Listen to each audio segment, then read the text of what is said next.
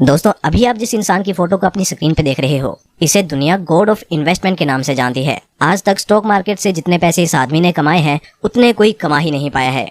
अगर आप इन्वेस्टमेंट या स्टॉक मार्केट से थोड़े से भी वाकिफ हो तो आप इस आदमी के बारे में यानी कि वॉरेन बफे के बारे में जरूर जानते होंगे। लेकिन दोस्तों क्या आप जानते हो कि वॉरेन बफे ने अपने टीनेज में एक कमिटमेंट करी थी कि अगर वो 30 की एज का होने से पहले पहले एक मिलियनेयर नहीं बने तो वो अपने होम टाउन ओमाहा की सबसे ऊंची बिल्डिंग के छत से जंप करके अपनी जान दे देंगे। खैर इसकी कभी नौबत नहीं आई क्योंकि वॉरेन बफे 28 की उम्र में ही मिलियनेयर बन गए थे। लेकिन दोस्तों यहाँ सवाल ये नहीं है कि वो कब या कैसे मिलियनेयर बने, बल्कि सवाल तो ये है कि वो इतने श्योर कैसे थे कि वो एग्जैक्टली 30 तक मिलियनेयर बन ही जाएंगे। क्या उन्होंने कोई टाइम ट्रैवल किया था या फिर उन्हें कार्ड रीडिंग या फ्यूचर रीडिंग आती थी? नहीं दोस्तों, ऐसा बिल्कुल भी नहीं है। एक्चुअल में वॉरेन बफे इतने श्योर इसलिए थे क्योंकि उन्होंने काफी छोटी उम्र से इन्वेस्टिंग शुरू कर दी थी। लगभग तब वो 15 साल के होंगे और उन्हें काफी जल्दी कंपाउंडिंग की पावर का अंदाजा भी चल गया था। फिर क्या था, बस कंपाउंड इंटरेस्ट की सिंपल सी कैलकुलेशन करके उन्होंने फाइंड आउट कर लिया होगा कि मिलियनेयर बनने में उन्हें कितना समय लगेगा। दोस्तों आज तक जितने भी लोगों ने एक मोटी वेल्थ बनाई है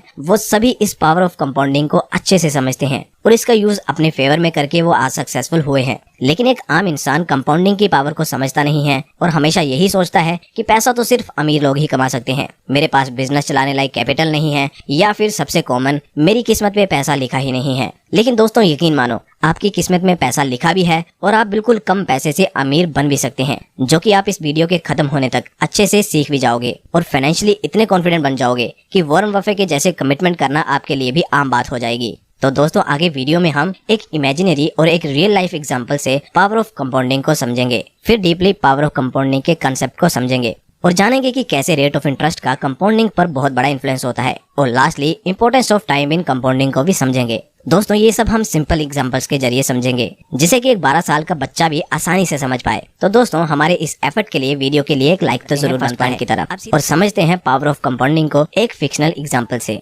दोस्तों इमेजिन करो आप एक कौन बनेगा करोड़पति जैसी कोई गेम खेल रहे हो जिसमें हर लेवल को पार करने पे आपको प्राइज मनी मिलता है। आप लगातार सभी लेवल्स को पार करते जा रहे हो और ऐसे करते करते आप फाइनल लेवल तक भी पहुंच गए हो और उसे भी आपने जीत लिया है। फाइनल लेवल को जीतने पे आपको होस्ट द्वारा 2 प्राइजेस के ऑफर दिए जाते हैं। पहला है 10 करोड़ रुपए कैश जो आपको अभी मिलेगा और दूसरा है 1 रुपया जो कि हर 30 दिन तक डबल होगा। तो दोस्तों ऐसे में आप कौन सा ऑफर एक्सेप्ट करोगे? नो डाउट एक आम आदमी पहले ऑफर यानी 10 करोड़ प्राइज मनी को ही लेगा, जो कि एक काफी बड़ा अमाउंट है।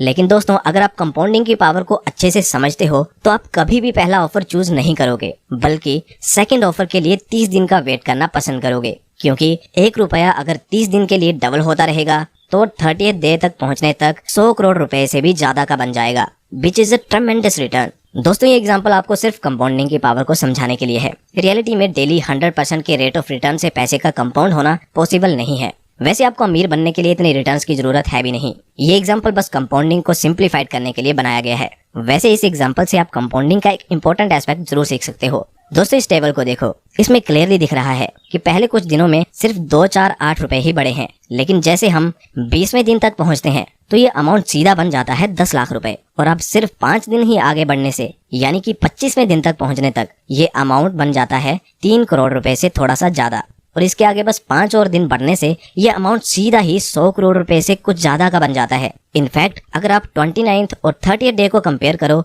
तो बस एक दिन में ही पैसे 53 करोड़ से 107 करोड़ हुए हैं। दोस्तों इसीलिए कहते हैं कि कंपाउंडिंग में टाइम बहुत बड़ा रोल प्ले करता है, क्योंकि अगर आप 29वें दिन पर ही रुक जाते तो आपको सीधा 54 करोड़ रुपए का लॉस होता। इसलिए इससे पहले कि आप वीडियो में आगे बढ़ें और कंपाउंडिंग को और गहराइयों से समझें, आपको ये पहले ही समझ लेना होगा कि पेशेंस कंपाउंडिंग में बहुत इंपॉर्टेंट है। इसके बिना कंपाउंडिंग का कोई मतलब नहीं है। और दोस्तों आप वीडियो में आगे बढ़ते हैं और एक रियल लाइफ स्टोरी से मैं आपको समझाने की कोशिश करता हूँ कि कंपाउंडिंग रियल लाइफ में कैसे एक मैजिक की तरह काम करता है। दोस्तों अगर आप स्टॉक मार्केट के बारे में थोड़ी बहुत बेसिक जानकारी रखते हो तो आप ये भी जानते होंगे कि टीवी पे कुछ चैनल्स आते हैं जिन पे स्टॉक टिप्स दी जाती हैं so called stock market experts के द्वारा। ऐसे ही एक चैनल पे कुछ साल पहले, शायद 4-5 साल पहले की बात रही होगी, एक कॉलर की कॉल आती है जो अपना नाम बताता है रवि। रवि एक्सपर्ट्स को बताता है कि उसके दादाजी जो कि अब इस दुनिया में नहीं है, उसके नाम एक कंपनी के कुछ शेयर्स कर गए हैं जो कि उसके ग्रैंडफादर ने 1990 में खरीदे थे।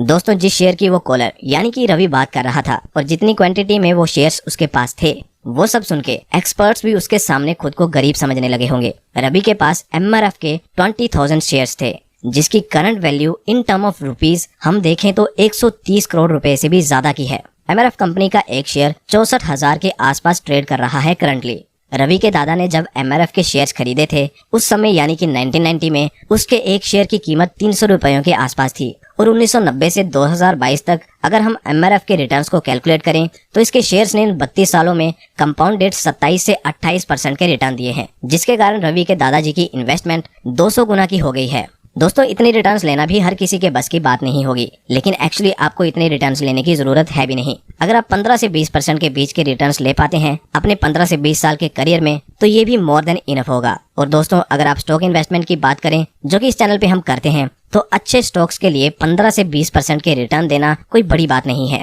वैसे स्टॉक पिकिंग के लिए आपको खुद का एनालिसिस और रिसर्च करना चाहिए, लेकिन मैं एग्जाम्पल के तौर पे इस वीडियो में लूंगा एशियन पेंट कंपनी को, जिससे कि इंडिया का हर आदमी अच्छे से वाकिफ होगा। तो दोस्तों इस कंपनी ने पिछले 30 सालों में कंपाउंडेड 25% के रिटर्न दिए हैं। एशियन पेंट्स में अगर किसी ने 30 साल पहले बस 1 लाख रुपए इन्वेस्ट किए होते तो वो आज 9 करोड़ 21 लाख रुपए बन गए होते। तो दोस्तों एज्यूम करते हैं कि ये कंपनी अगले 20 सालों के लिए भी अच्छा परफॉर्म करेगी, लेकिन हम 25% का रिटर्न एज्यूम करने के बजाय 18% का रिटर्न एक्सपेक्ट करेंगे। तो दोस्तों इस रेट ऑफ रिटर्न पे अगर आप इस कंपनी में 1 लाख रुपए आज इन्वेस्ट कर देते हो तो 20 साल बाद आपके 1 लाख की वैल्यू 27 लाख रुपयों से भी ज्यादा की हो जाएगी, यानी कि आपकी इन्वेस्टमेंट 27 गुना हो जाएगी। 20 साल में 27 गुना, वो भी बस 18% के रिटर्न से। तो दोस्तों अगर आप सिस्टमेटिक तरीके से किसी अच्छी कंपनी में 15 से 20 साल के लिए भी इन्वेस्ट करें, जैसे कि हमने अभी एशियन पेंट्स के एग्जांपल में देखा, तो आप आसानी से फाइनेंशियली फ्री हो सकते हैं।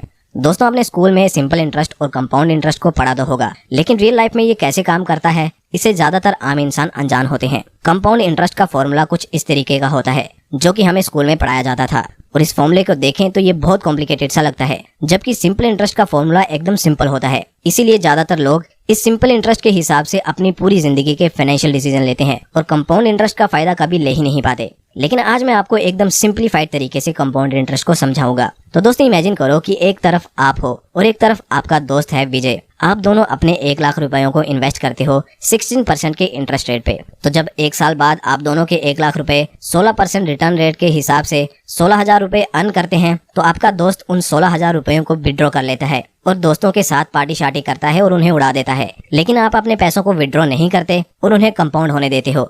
अगले साल आपको 18,560 रुपए का प्रॉफिट होता है, क्योंकि आपको 1 लाख प्लस 16,000 पे 16% का इंटरेस्ट मिलेगा, जबकि आपके फ्रेंड विजय को इस साल भी 16,000 का इंटरेस्ट मिलता है, जिसे वो फिर से मौज मस्ती में उड़ा देता है और आप पे भी हंसता है कि क्या फायदा हुआ तुझे पैसे विड्रॉ ना करने का, 250 रुपए का तू क्या ही कर लेगा। लेकिन आप उसकी बात को दिल पे नहीं लेते हो और पैसों को कंपाउंड होने देते हो। अब फास्ट फॉरवर्ड 10 साल बाद चलते हैं। आपका दोस्त वैसा ही है, अपनी गलतियों से कुछ नहीं सीखता है और हर साल अपने प्रॉफिट को विड्रॉ कर लेता है, जबकि आपने पूरे अनुशासन के साथ 10 सालों तक पैसों को बढ़ने दिया।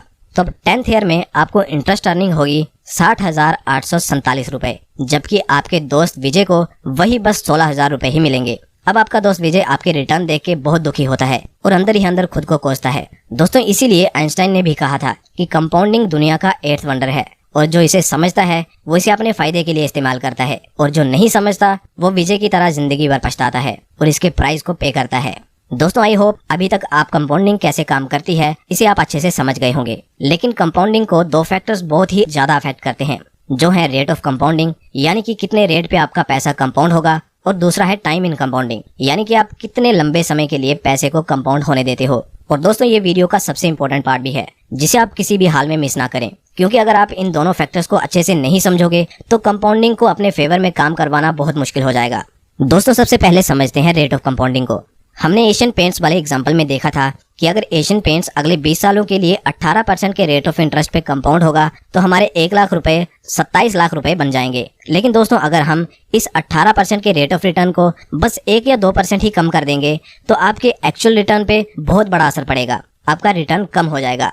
कितना कम, आइए देखते हैं। दोस्तों इन 2 टेबल्स के लास्ट रो को ध्यान से देखो। फर्स्ट वाला टेबल है एशियन पेंट्स 18% CAGR के साथ और दूसरा है 16% CAGR के साथ। तो दोस्तों आप साफ साफ देख सकते हैं कि फर्स्ट टेबल में आपकी 1 लाख की इन्वेस्टमेंट ग्रो होकर 27 लाख से थोड़ी ज्यादा की बनी है, जबकि सेकंड टेबल में ये अमाउंट 19 लाख से थोड़ा ज्यादा है। रेट ऑफ इंटरेस्ट में बस 2% की कमी से आपको लगभग 8 लाख का लॉस हुआ है। इसीलिए दोस्तों रेट ऑफ कंपाउंडिंग बहुत बड़ा फैक्टर होता है, जिसे आप इग्नोर नहीं कर सकते अपनी इन्वेस्टमेंट डिसीजन के दौरान। एक और फैक्टर है जिसे अक्सर लोग ओवरलुक कर देते हैं और वो है टाइम इन कंपाउंडिंग। आइए इसे एक एग्जांपल के साथ समझते हैं ताकि चीजों को ज्यादा सिंपल और इजी टू अंडरस्टैंड बनाया जा सके। तो दोस्तों मिलिए दो बहनों करिश्मा और प्रियंका से। करिश्मा और प्रियंका दोनों ही फ्रीलांसिंग का काम करती हैं और दोनों ही अच्छा खासा पैसा अर्न करती हैं। करिश्मा प्रियंका से 10 साल बड़ी है। प्रियंका 20 साल की है और करिश्मा 30 साल की। दोनों ने ही एक दिन मेरी वीडियोस देखी और दोनों ने डिसाइड किया कि वो 40 साल की उम्र तक फाइनेंशियली फ्री होना चाहती हैं। क्योंकि करिश्मा प्रियंका से 10 साल बड़ी है और वो 10 साल पहले से काम कर रही है, तो उसने इन 10 सालों में 48 लाख रुपए सेव कर लिए हैं और डिसाइड करती है कि वो उन 48 लाख रुपयों को किसी ऐसे इक्विटी फंड में इन्वेस्ट करेगी जो एटलीस्ट 15% का रिटर्न दे सके। दूसरी तरफ प्रियंका ने अभी फ्रीलांसिंग शुरू करी है और उसके पास कोई सेविंग भी नहीं है, लेकिन वो डिसाइड करती है कि वो हर महीने 20,000 सेव करके उनकी SIP शुरू करेगी और तब तक अपनी SIP को कंटिन्यू करेगी जब तक कि वो भी 40 साल की नहीं हो जाती, यानी कि अगले 20 सालों तक। प्रियंका बहुत बुरा महसूस करती है कि उसके पास अपनी बहन की तरह 48 लाख रुपए नहीं है इन्वेस्ट करने को और सोचती है कि उसकी बड़ी बहन उससे बहुत ज्यादा अमीर बन जाएगी। लेकिन दोस्तों जब करिश्मा 40 की होती है और अपनी इन्वेस्टमेंट को देखती है तो उसकी इन्वेस्टमेंट ग्रो होकर 1,94,00,000 से थोड़ी ज्यादा की हो जाती है। दूसरी तरफ छोटी बहन प्रियंका की इन्वेस्टमेंट 40 की होने तक ग्रो होकर 2,66,00,000 की हो जाती है, जो कि करिश्मा की इन्वेस्टमेंट वैल्यू से 72 लाख रुपए ज्यादा है। तो दोस्तों आप देख सकते हैं कि लंबे समय के लिए छोटा छोटा अमाउंट भी बड़ा रिजल्ट दे सकता है, जबकि बड़ा अमाउंट छोटे समय के लिए आपको कम रिटर्न्स देता है। तो दोस्तों ये था कंपाउंडिंग। आई होप मैं कंपाउंडिंग के कंसेप्ट्स को सिंप्लीफाइड तरीके से आपके सामने डिलीवर कर पाया हूँ और आपको वैल्यू प्रोवाइड कर पाया हूँ। दोस्तों मेरी हर वीडियो में यही कोशिश रहती है कि मैं फाइनेंस, स्टॉक मार्केट और इन्वेस्टमेंट जैसी कॉम्प्लिकेटेड कंसेप्ट्स को आसानी से समझा पाऊँ। तो दोस्तों अगर आप हमारे इन एफर्ट्स को अप्रिशिएट करना चाहते हैं और फाइनेंस जैसे कॉम्प्लिकेटेड सब्जेक्ट को सिंपल और आसान भाषा में समझना चाहते हैं तो चैनल को अभी सब्सक्राइब करिए। आपके स्टॉक मार्केट और फाइनेंस से जुड़े सभी डाउट्स को क्लियर करना हमारे चैनल की पहली प्रायोरिटी है। तो अगर आप हमारे चैनल से जुड़ते हैं तो मैं आपको यकीन दिलाता हूँ आप अपने इस फैसले पे एक बार के लिए भी रिग्रेट नहीं करेंगे।